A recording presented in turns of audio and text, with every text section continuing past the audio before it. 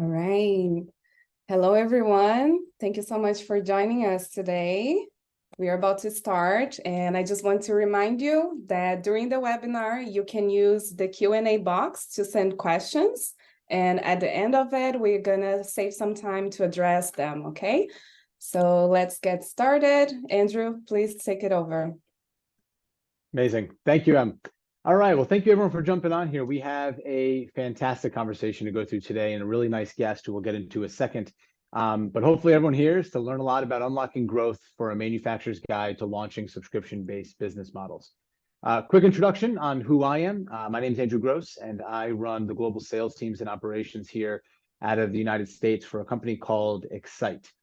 For those of you that maybe have not heard of Xyte before, who we are is we are a company that provides a platform to build your own device-based cloud. And we're going to talk a little bit about this later on after we define about subscription-based business models and as-a-service-based business models with our special guest here. But a quick overview on who we are as a company is providing a set of tools to manufacturers to build the infrastructure, the services, and layer on applications to create a device cloud that leads you into a true full-stack servitization platform, which really means the ability for you to take any piece of equipment or hardware that you have, connect it to the cloud, offer remote monitoring and management, provide support down through your channels, and commercialize and monetize it, all by entering into this subscription economy. But let's not get too deep into that, as we want to talk a little bit more about the economy and the market itself, especially with our special guest, who is Florian Andre, who is the founder and CEO of the P2S Management Consulting Group. So Florian, he's a consultant specializing in subscription and as-a-service business model transformations. And over the past years, Florian has put together a team of experts and companies that have a mission to help other companies develop recurring revenue models. Now, Florian, why don't you tell the audience a little bit more about P2S, and then we'll jump into the topic that they're all here to listen about. Hi, Andrew, and hi, everyone. Happy to be here to join for this webinar. Yes, I'm Florian, the founder of P2S. P2S standing for Products to Subscriptions, and yeah, we're a consultancy specializing in helping companies that at the moment manufacture and sell physical products, whether it's devices, machines. It's also a lot in the manufacturing industry, and we help them complement, let's say, their traditional sales business model with a recurring revenue, whether you call it subscription, as a service, pay-per-use business model. And so kind of we've put together, a group of experts and consultants and partners to guide these manufacturers, to kind of take them by the hand and guide them through a business model transformation journey. And we work with a lot of different industries in Europe, but also in kind of North America, and helping these manufacturers have their own recurring revenue business model, and to help them succeed in kind of this futuristic business model, let's say. Awesome. Thank you, Florian. So without further ado, let's get right into it. And the topic of today's webinar, which is, again, unlocking growth, a manufacturer's guide to launching subscription-based business models. Let's start off this conversation quickly by kind of setting the foundation here and really identifying what do we mean when we say subscriptions, or what do we mean when we say as-a-service business models. Well, when you're looking at it from a high point of view, sort of a macro level, what we're talking about is moving from the end user, the consumer, or the B2B customer in this scenario, moving from ownership of equipment or hardware or devices to usership, which is really focusing mainly on the access of that product, focusing on the value that it brings to you, of course, outcomes, performance. And we'll talk a little bit in a second about how you can even leverage those positive outcomes into defining your own subscription-based business model. But from an end user perspective, from ownership to usership, and then from a manufacturer standpoint, that move and transition from one-time sales, so just simply single transactions of a piece of a device or a piece of equipment, to ongoing solution providing, which is both a result in recurring revenue and recurring payments, both monthly and annually, but also the ability for you as a manufacturer through that subscription to begin providing more features, enhancements to that product after it leaves your warehouse. And I think that's a key difference from a manufacturer's mindset change, is the sale itself, the value itself does not end the second the product ships to the customer. That's actually where it begins. And the benefits that type of business model, which turned into a subscription and as a service business model, begin to impact not just you as a manufacturer, but your entire channel community and your entire end user community, because of that shift from ownership to usership. Now, as a whole, right, this entire transition and this entire shift from one-time sales to ongoing solutions, and even from a customer standpoint, from ownership to usership, it's not the easiest thing in the world, and we recognize that. And it's why myself and Florian are here today, and our companies are around today, is providing a platform, providing a guide to bring you into this new world.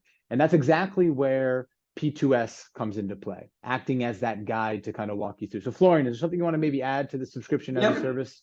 Maybe one more thing, I think, for the participant, the most important thing to understand here is that the dynamics completely change in a subscription business model, because as a provider, you stay the owner of your product, and kind of the dynamics that are completely different.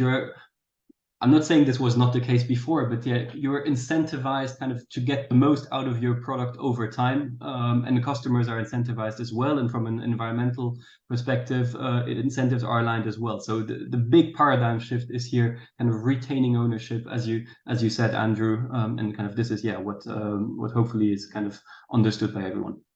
And as much as we want to believe it can happen overnight, right? We know that's not the reality. So, Florian, why don't you talk a little bit about, rethinking equipment as this complete solution over time, and what it matters or how it matters to different manufacturers potentially on the call. Yeah. Thanks for saying this. I think it's very interesting. You said kind of rethinking equipment. The logic in these as a service or subscription-based models is not a equipment logic anymore. So the idea is really to bundle three things into one solution, which is hardware, of course, and especially for manufacturers, hardware is kind of key. But to that, you're going to bundle complementary services such as financing, maintenance, spare parts, consumables, guarantees.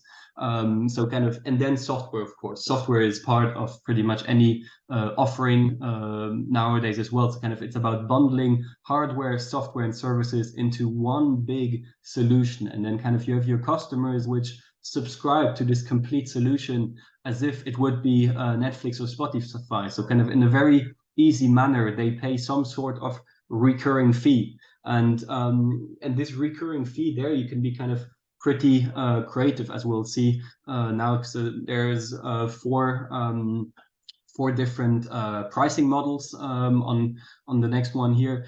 We have, let's say, probably we're all familiar with a subscription type pricing model, which means a fixed fee, let's say every month, every year. Or you can be kind of more creative and go towards some usage-based fees, so kind of, let's say, a more variable pricing where you pay per running hour, for instance, of a machine. Or you can go one step further and kind of have an outcome-based pricing. Outcome-based pricing, if we take the example of air compressors, for instance, they sell cubic meters of compressed air or parts that have been produced by a certain machine.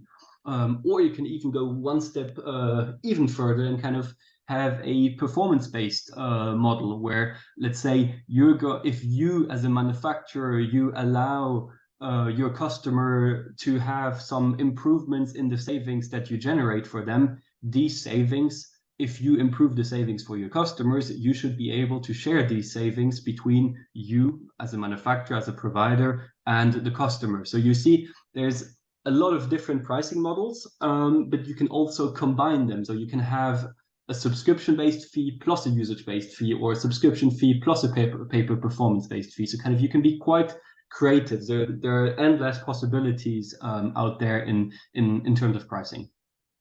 Florian, I think an interesting conversation I've had with a couple manufacturers around subscriptions is, when they're first entering into this new go-to-market motion, when they hear the word as a service, they hear the word subscription, they immediately think, oh, my product, well, previously was $1,000. I'm just going to divide it by 36 months now, right? Like that's what you mean by subscription as a service. And I remind them a lot that yes, that may be a payment plan option that you want to implement and potentially offer monthly payments, but that still sticks to the previous model of ownership over the device itself at the end of that 36-month plan. When in reality, subscriptions is way more focused on the outcome, the thing that you as a customer are getting, right? And what I always liked from it, I'd love to hear your kind of thoughts on this and your experience kind of holding manufacturers' hands and moving into this direction, is pretty much like the ultimate bet on yourself that manufacturers are placing, right? Like even just looking at the one all the way on the bottom of paying per performance, your product better be working. Your product better be working all the time, always on, always providing the greatest value. So we've heard a lot of potentially even like negative press sometimes about BMW moving to subscriptions, or Mercedes, or even like video games moving to different subscriptions type offerings on their product. But when done correctly with the proper platforms, the proper tools, and the proper guidance, I'd love to hear your thoughts. But in my opinion, right, I mean, it seems that this is actually better for the manufacturer to focus on making better hardware and return better services and solutions. And of course, from the customer side, they're now receiving this kind of guarantee from the customer, from the manufacturer, that their equipment's going to be always working and always online. Yeah, definitely. And very interesting thought you shared here. It basically comes down to if you see at companies that offer subscriptions in, let's say, the physical goods sphere, it's usually players which are top of the industry. What I mean by that is they have a profound confidence in their own products, because yes, offering subscriptions, if done incorrectly, is quite risky. So it's really putting your money where your mouth is, if I may say this in that way. And what we see also by discussing with plenty of manufacturers is they see this really as a kind of differentiation strategy towards competition from perhaps lower cost geographical areas and companies. So it's usually, you have to be quite sure of your product if you want to be offering it on a subscription basis, at least for hardware products, let's say. Yeah, it's a great point. And even some of these examples, and we'll get to them in a second, in our experience working with them, is it also helps lower barriers of entry, right? And I think that's been a big focus for a lot of these manufacturers that you see here on the screen who have already taken this plunge, right? These manufacturers have taken this plunge into the subscription and as a service business model decades ago, some even just a couple years, some even a couple of months ago. But regardless, they've all put a bet on themselves, that they're betting on their product, they're betting on their support for their consumers, whether business or consumer based. And selfishly or not, it gives them the opportunity now to now enter into markets, different markets, and maybe they were blocked out of previously. Maybe they were a premium brand that weren't able to sell a one-time fee for their previous product to a value-driven market. But now, because they're offering different subscription models that offer flexible pricing, they're now able to enter them. And what I thought interesting about this slide too is I don't see actually a trend, and this is just a small example, right? But I don't see a trend for a specific industry. I don't see a trend for a specific product. I mean, we see here coffee to cars, there's lights and laptops, consumer companies, B2B companies. All of these companies have either transformed or are transforming their equipment to really turning it into a delivery mechanism of better solutions and better outcomes. But I always love to, when I look at these different lists of companies that have already made this shift, is previously we always think of subscriptions as a software play. I subscribe to Netflix. I subscribe to O365. And the answer is yes. That's a lot of where the subscription mentality has come from, and of course has driven the most valuable companies in the world to be as such. But now this move into hardware is absolutely taking over and turning the hardware simply, as we discussed, that medium to deliver better solutions. Yeah, 100%. And maybe an interesting thing here, you see these companies are really kind of top of their niche. So kind of really in the premium segment. Philips in the medical device industry, Signify lighting, Xerox printing equipment, Michelin. It's the most expensive tire out there. And so kind of Michelin, they struggled really in kind of justifying the price, the premium price, which they make customers pay for a round piece of rubber, let's say. And so kind of they really put the money where their mouth is by saying, okay, now you're going to pay based on the kilometers that you've driven. You're not going to pay based on the tires that cost X euros or X dollars up front. But yeah, it's pretty much in any industry, in fact. Truly agnostic, not just software, not just connected hardware, but even tires, which I got to say, I never would have thought that tires would be part of a subscription business model. But as Michelin has certainly proven, it certainly can be. And spare parts are a big part of that, which we'll talk about more in a second. Maybe one interesting thing is you see it for standalone assets. You see it for fleets of assets. So Xyte, for instance, we're not talking, so the power tools, it's not a single tool. It only makes sense for the fleet of the tools. It's hardware components. The case of Rolls-Royce, you don't sell the complete airplane on a subscription basis, but just the engine of the plane. You see it for consumables. So you see it for a series of different application sets. But I think, let's have a look maybe at 3 different cases, a bit more in depth, kind of what the value proposition is about. Why don't we start with Rolls-Royce? Yeah, sounds good. Perfect. Wasn't planned at all. No, great. I think the interesting thing with Rolls-Royce, they were the first ones to kind of come up with this model in 1962, more than 60 years ago. And to give you a bit the backstory, they developed an engine which was called the Viper engine back then, which was of premium performance. So it was kind of very high quality, but kind of it came with a hefty price tag as well. And the customers, didn't react as positively to the hefty price tag. They didn't know how to do the maintenance, and they didn't know if Rolls-Royce would be able to come up with the spare parts over a 10-year period, let's say. And so Rolls-Royce sat together and they asked themselves, okay, our customers, and which is quite important here, customers are airline companies, so kind of Delta Airlines, Lufthansa, etc. They're not kind of Airbus or Boeing, so not the manufacturers of the airplanes. And they asked themselves, how do our customers, so how do airline companies measure success? And an airline company measures success whenever they fly passengers from point A to point B. And Rolls-Royce sat together and they asked, okay, how can we translate their success metric into our pricing metric? And they said, okay, our turbines, if we charge based on running hours, then it perfectly aligns our incentives with our clients' incentives. And so this is a very interesting thing. This is why I said kind of the dynamics completely change in these models. This is, for me, the most interesting part of these business models, is that as a provider, you align your incentives with your customer's success metric. And so everyone is kind of pulling on the same string, which is, for me, the beautiful thing about these subscription models. But of course, I'm a little biased. No, it's a great point. And I think the one thing I wanted to highlight on this example is the airlines didn't want to be in the jet engine business, right? And that's something that almost every manufacturer, along with their customers, almost need to put themselves in the seat of the customer and recognize what is their true business. How do we become not just a seller to this customer, but a true value add partner? And you can only do so by understanding your customer, their business needs, their actual focus, what affects their bottom line. And Rolls-Royce did that, right? They recognize that airlines, they don't want to be in the jet business. They want to get customers and clients from point A to point B. So how do we align that? How do we provide a product, in this case, engines, that are going to help them achieve their goals and, of course, make them now want to buy Rolls-Royce over any other jet manufacturer? Yeah, 100%. Yeah, great other example. Trumpf, kind of German manufacturer of laser cutting machines, so kind of to cut a piece of metal into cut a big sheet of metal into a piece of metal.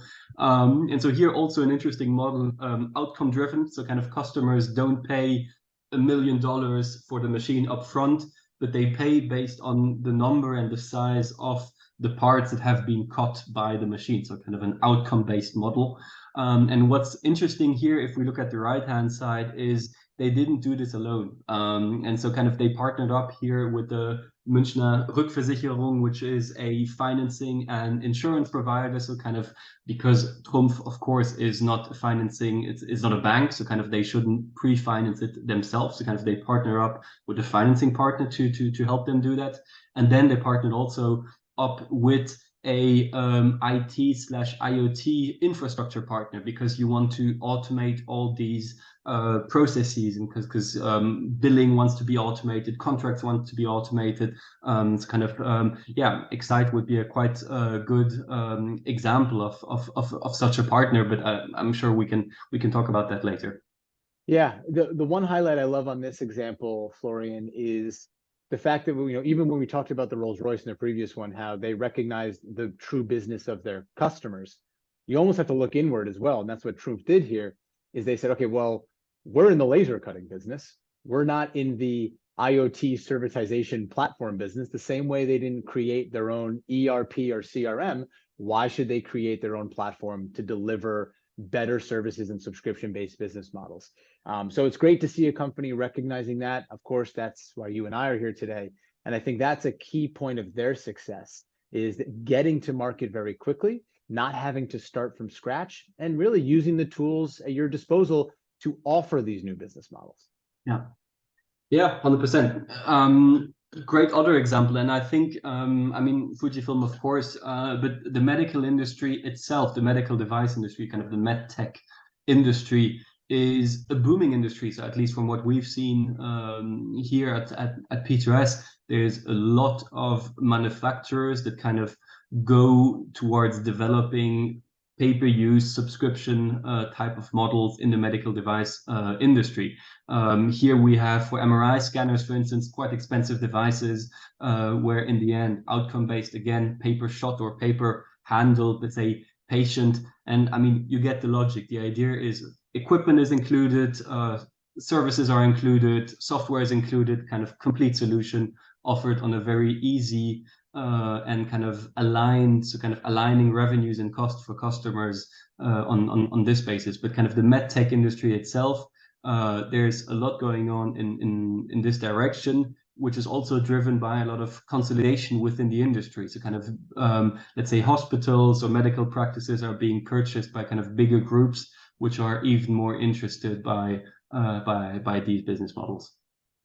So these are incredible examples, and thank you for that, Florian. And what we wanted to kind of hammer home at the end of these case studies is that what all three of these, and really the vast majority of any existing company that has successfully moved to subscription and as a service-based business models for their hardware, what they all have in common is that they've all moved from products to outcomes, and in turn have delivered a true, and I know it sounds cliche, but a true win-win-win for the three major parties involved today, which are the win for the manufacturer, a win for the customer, and a win actually for the environment, which may sound very strange, but I'll talk about it in a second. When we talk about the win for the manufacturer, what we saw with Rolls-Royce, what we saw with Fujifilm, what we saw with Trumpf, is that these manufacturers now have entered into new markets because they have lowered the barrier or the cost of entry into their previously potentially highly expensive equipment. And another example too is they've now been able to offer what we call aftermarket sales opportunities. Don't let the revenue generation stop when your equipment is first delivered. Let that simply be the beginning point of you to find and generate and squeeze more value out of your product for you. And the next big win, the customer, is that now that customer, as we said, is a lower barrier of acquisition for themselves. So now they want to feel more incentivized to get access to your product and to your equipment. Your customer now has the ability to continue to upgrade on your product. The day they get their product should be the worst that product ever is. It should only get better after day one through software enhancements, through feature enablements. Your customer is not having to always rip and replace equipment, which in turn becomes very expensive previously. Now hardware and equipment can be delivered and only keep getting better and advanced after day one.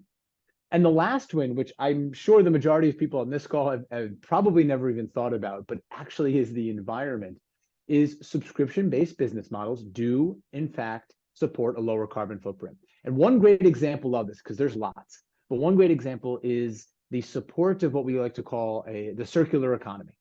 The circular economy mainly focusing around the reusage and refurbishing of potentially existing equipment that just simply is great and still works well, but can be simply reutilized and retooled for another customer or for another purpose. And when you enter your products, your equipment, your hardware into this subscription business model, you now have the opportunity to reduce your own waste of having to continually to replace that physical piece and device, and simply make it better through software, not through manufacturing more metal and bending more parts and shipping more equipment. Use the software and feature enablement enhancement to your benefit. So Florian, any comments on here on the win-win-win? Perfectly explained. Thanks a lot, Andrew. Wonderful. So, all right, we defined what subscription was. We talked about the benefits. We talked about some great examples and really the win scenario here that is generated. Let's finally get into the how. How do manufacturers make this shift? Are they on their own? Do they have to just start from scratch and kind of retool their entire business operations? And are there people there, of course, to support them? So Florian, you're certainly the expert here. Why don't you walk through some of the key ways to go about this transition? Yeah, I mean, back then, a few years ago, what we saw is all those questions that those manufacturers had related, because obviously, who would say no to kind of an attractive Netflix-like recurring revenue model? So every manufacturer is kind of attracted by this, but kind of how to get there. And there's tons of questions that we've seen that the typical manufacturer asks itself when they are thinking about developing such a model. So kind of first, probably they're going to ask themselves, okay, for which type of products within my portfolio is this interesting? Then for which type of customers is this interesting? And kind of how do I package this? Is it one solution for all of them? Is it kind of this good, better, best? So kind of these bronze, silver, gold packages that we see in kind of our personal life subscriptions. And how do I price? We talked about subscription-based, pay-per-use, pay-per-hour, pay-per-performance, etc. Kind of what is the right model? What is the right mixture as well? And of course, digitalization is key. Equipment needs to be connected to the internet in somehow if you want to charge based on running hours, of course. And then billing and payments, of course, the IT infrastructure, most legacy systems are kind of most ERP systems are let's say designed for one-time transactional sales, and kind of you don't want, I mean, you can have your first quick wins in a manual process, but kind of pretty fast you want to transition and automate these into kind of a more automated IT infrastructure. Then questions related to financing and accounting. So do you finance all of this yourself, but kind of probably your cash is better invested elsewhere, and kind of what does it has as implications on the size of your balance sheet and kind of your debt ratios? So pretty like loads of questions there. And then legal, of course, you will have understood that you have way more responsibility in such a subscription-based business model. So kind of what are the clauses that need to figure in the contract to make it kind of bulletproof? And then last but not least, but to be honest, the biggest hurdle out there is the company culture, and kind of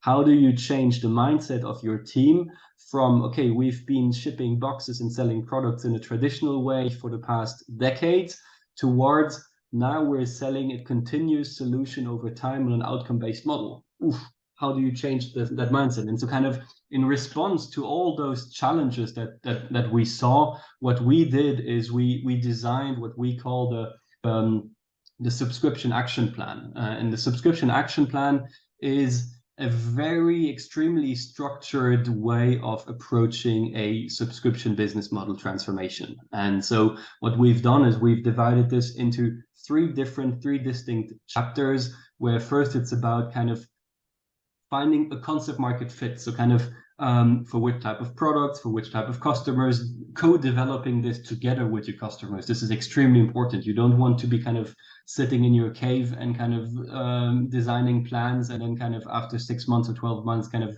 going out to customers. No, you want to talk with them directly. So kind of, so first concept market fit. Once you have this, then you kind of build your subscription offering. It's way more operational. So kind of you handle IT infrastructure topics, you handle pricing, you handle what belongs in each plan, you set up a financing structure, you set up contracts, etc., etc. So it's very concrete and operational. And then kind of last but not least, the important part, of course, is the go-to-market strategy, kind of training your salespeople, adapting their compensation models, setting out proper, let's say, support material, brochures, videos, offers, etc., etc. So it's a complete transformation that a company has to go through. The good news is plenty of other companies, plenty of other clients that we've worked with have been through that journey. And yeah, thank you, Andrew, for that, because this is another thing that we've seen. Manufacturers usually they don't do this alone, and I don't mean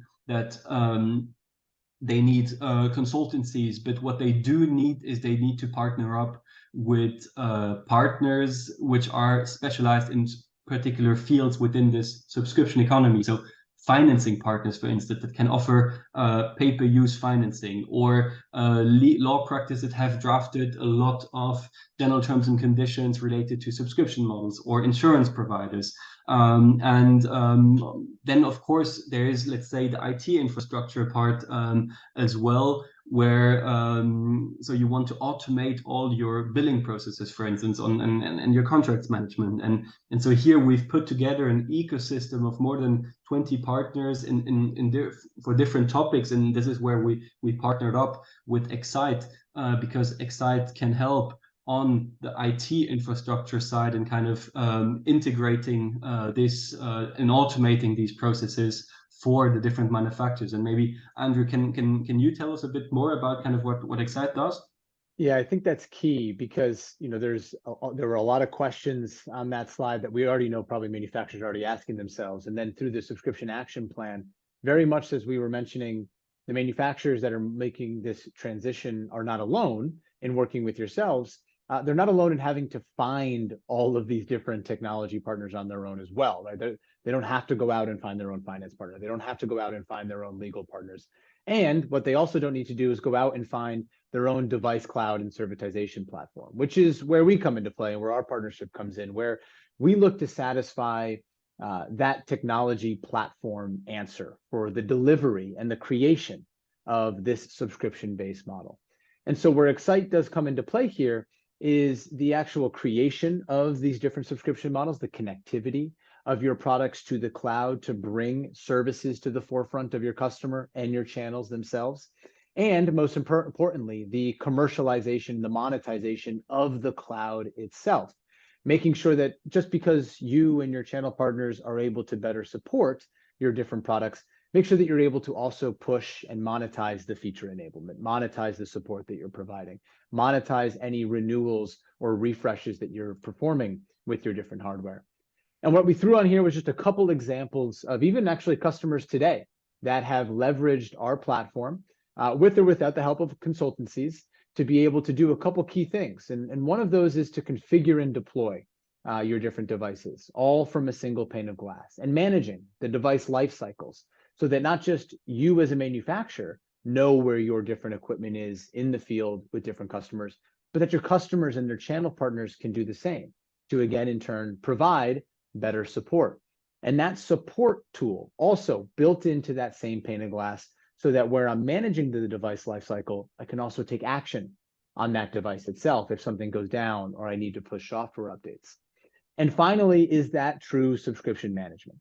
You know, we talk a lot about the ability to pay per use, pay per performance, pay per asset, pay per availability, but all of that kind of falls apart unless you have something to manage it. The same way that you could have a warehouse full of 10,000 goods, but if you didn't have an ERP to manage incoming and outgoing orders and deliveries, all of it would fall apart.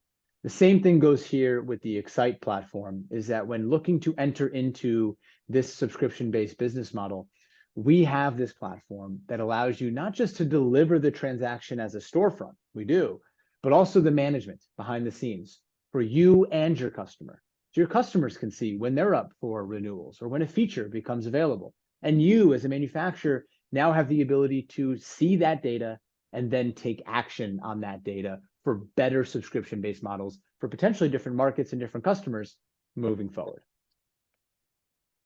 So Florian, I think to wrap up this conversation, because I hope at least the manufacturers got a great understanding of the definition of this model and examples, and then of course the how and the why to get there. I'd love for out of this list of 10, because you and I talk a lot about this 10 that we've seen with different manufacturers from a platform standpoint and a consulting standpoint. If you could pick one, maybe two of the different reasons that manufacturers should get started with subscriptions today, where would you kind of put your focus? Interesting one. I would even mention maybe two other ones. So perhaps first one, it's not about replacing or cannibalizing the existing sales model. So this is here about complementing the existing model. So kind of for you as a provider, as a manufacturer, to go out to your customers and say, hey, dear customer, you can either purchase this in a traditional model, or you can opt and you can subscribe to our products. It's not about cannibalizing, it's about complementing and offering more flexibility to your customers. And I would like to conclude with one important point, I think, is you have to ask yourself, is your company, is it a first mover? Is it the first move? Can we have a first mover advantage? Or are we kind of, let's say, late to the party, and do we have to sprint to catch the train, to catch up with the others? And I think this is very particular to every specific industry and every specific company, because there is more mature industries and less mature industries. But kind of you have to ask yourself as a provider, as a manufacturer, do we see this as a strategic way to differentiate ourselves and have a first mover advantage? Or kind of are we late to the party and kind of we have to kind of speed up now and develop our own as a service model, our subscription model, because all our competitors have done so before. Yeah, those are great, considerations to take, I think, when looking to move in this direction. And in fact, what I'd like to do now, Florian, is we have a ton of questions that have actually come in through the webinar. Some we've gone over, but some I think really do warrant a revisit. And one of the things you brought up is that cannibalization of existing models, because we got a question here that said, do I need to choose one payment model from that subscription slide, or can I leverage them all? And I'll actually add something to this question just to reiterate what you said. Not only do I need to choose one, or can I leverage them all, but do I have to move my entire business in this direction, or can I keep some models on this, one-time fee kind of go-to-market strategy? Yeah, I think to first answer the second question, yes, you definitely can and should keep two separate models and kind of one traditional sales and then one subscription. But within the subscription, yes, you can leverage multiple payment plans, let's say. So you can have subscription, you can have pay-per-use, you can have pay-per-outcome.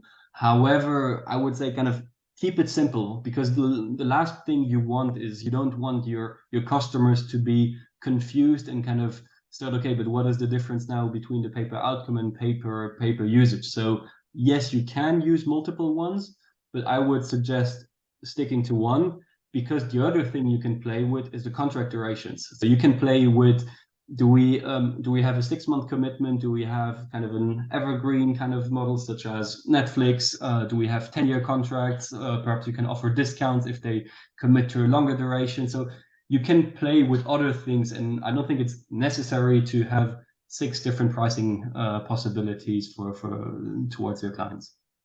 And I think, if I'll add one last thing too that we've seen in our experience, is be dynamic, right? Like learn from what your customer base, your market is demanding.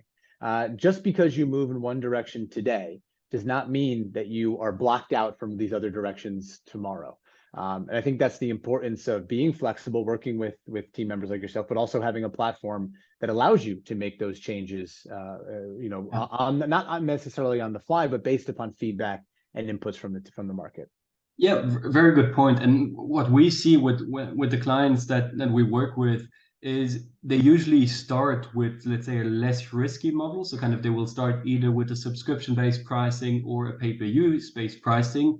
And once they've collected enough data, enough kind of market feedback, then they move towards a pay-per-outcome or pay-per-performance model. But kind of jumping into the cold water and kind of going straight to the pay-per-performance model yeah, this is something we see not that much, to be honest. Yeah, I can see that. So it looks like we have time for one more question. For those that did ask questions and we didn't have a chance to answer it, we will actually type in the answer. But for the last question that we have here, Florian, is how long does it typically take to launch equipment as a service? And maybe if either you have examples for companies that you've worked with, or even just from examples from general industries like the Rolls-Royce example, if you can share some of these, this input to the manufacturers on the call, I think that'd be very helpful. On average, I would say a good 12 months to launch a model. So kind of to do all the homework internally, to talk with customers, to kind of listen to their feedback, iterate, and then kind of have a model which is, let's say, presentable and running. It takes 12 months. But then scaling is another story, and it's a never-ending story. So kind of launching something, I would say 12 months on average. Sometimes it's 9 months, sometimes it's 1.5 years, sometimes it's 2 years, but kind of a good year, let's say, on average. And then scaling, this is a never-ending story. Yeah, always. And I think, you know, it all depends on where the manufacturer is wanting to kind of start and go to market with this. Because if you're looking to transform your entire business model and really go out there and market yourselves as a subscription offering company, yeah, we absolutely have seen the 12-month time frame as being from beginning to end. But I think it is key to note that, you know, simply say using a technology platform, even something like ourselves from Xyte, is you can create and build a subscription business model in a couple of days, right? But the insurance of having the finance backing you, the legal backing you, yes, these things will take some time. It simply depends on how deep you want to go and how full-fledged throughout your company that you want to go. And the reason I bring this up is we did have somebody ask a question here, is if I have a customer wanting to transact in this model today, will it really take these 12 months?